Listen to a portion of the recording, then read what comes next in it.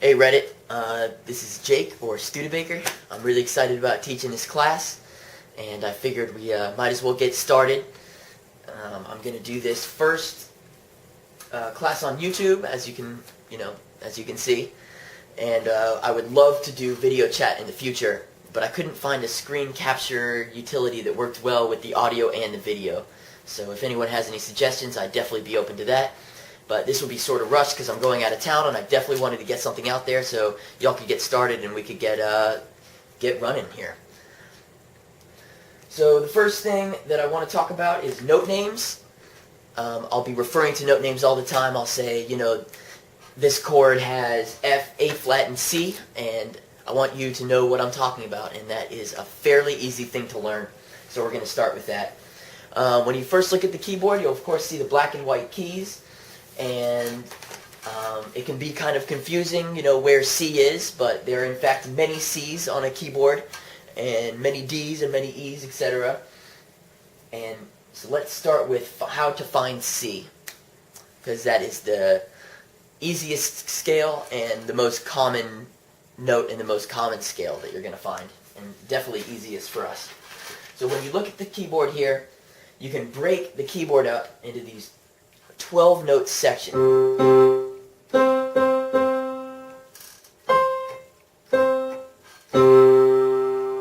And the best way to do it for me is that I look at the groupings of the black keys. So as you'll see, they alternate in 2s and 3s. 2s and 3s.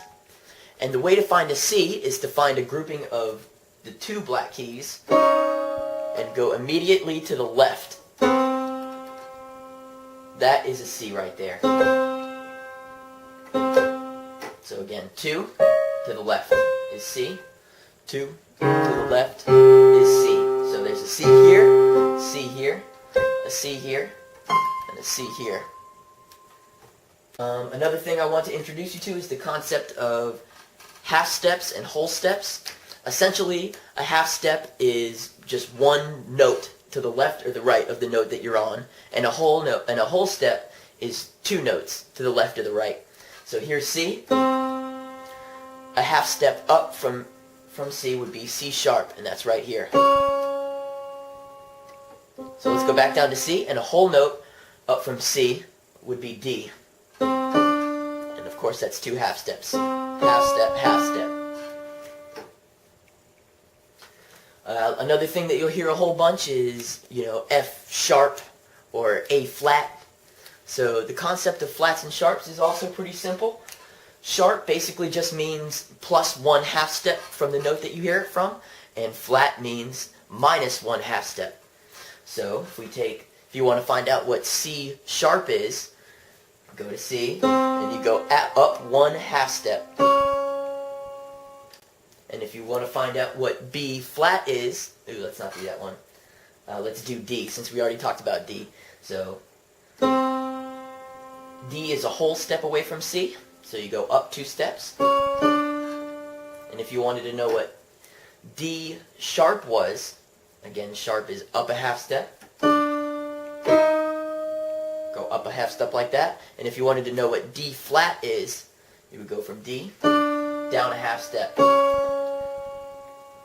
Now some of you may be thinking, hey, I thought you said that was C sharp.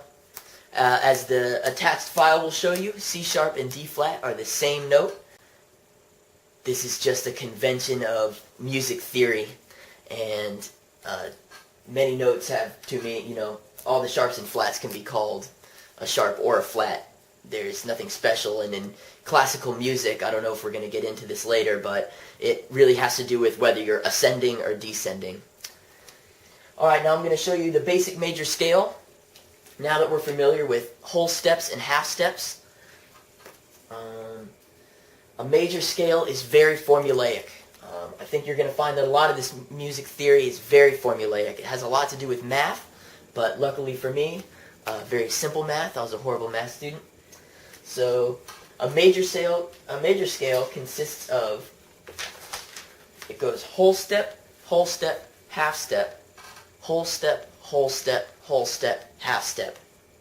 And the C major scale is the easiest, and why we're sticking to C is that a C major scale is just all the white keys between C and C. So C major scale is.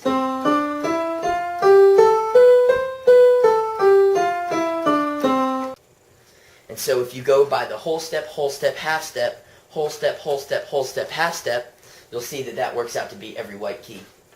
So here we go. Starting on C, go up a whole step, up another whole step, now up a half step, up a whole step, whole step, whole step, and finally half step. So if you want to challenge probably the most difficult scale, or the most ornery for me, is C sharp. So even though this is a pretty difficult scale, I mean, it's still basic, but definitely one of the more annoying scales. And I mean, no jazz cat likes to play in C sharp. Let's apply the same knowledge that we have. Start on C sharp, go up a whole step, go up another whole step, a half step, whole step, whole step, whole step, half step. So you can work out any major scale now using the whole step, half step, whole step, whole step, whole step, half step equation. In addition to note names, I like to use numbers, and numbers will help us get into chords, into basic chords. Numbers are based off of a scale. So it's something that's movable. It's a movable number system. So when we're talking about C, a C major scale, like I showed you before, C is the 1.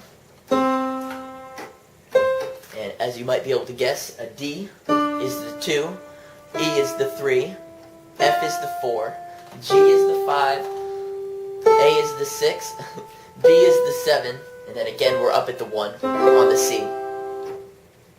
So with that knowledge, I will now kind of introduce some basic chords. And the most basic chord is a major triad.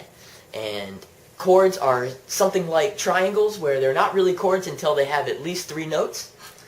And so the major triad consists of 1, 3, and 5. So for C, that's going to be 1, 3, 5, and that's C, E, and G, for those getting the note names down. Now, again, let's go to the C sharp to make it more challenging. The C sharp, again, horrible key. Let's play our C sharp scale again. Whole step, half step, whole step, whole step, whole step, half step. So now we're going to use the C sharp as a 1, and we're going to go up 2 whole steps. 1, 2, 3, and that's our 3. And now to get to our 5, we're going to do a half step and a whole step from there, and that's our 5. So we have 1, 3, 5. I'm going to illustrate that one more time. 1, 2, 3, 4, 5. 1, 3, 5. And those notes are C sharp, F, and G sharp. So definitely send me suggestions about how this went, and I will try and answer any questions that you may have, and I would still love requests on what you guys want to go over. I can't wait to continue, and I look forward to your comments and questions.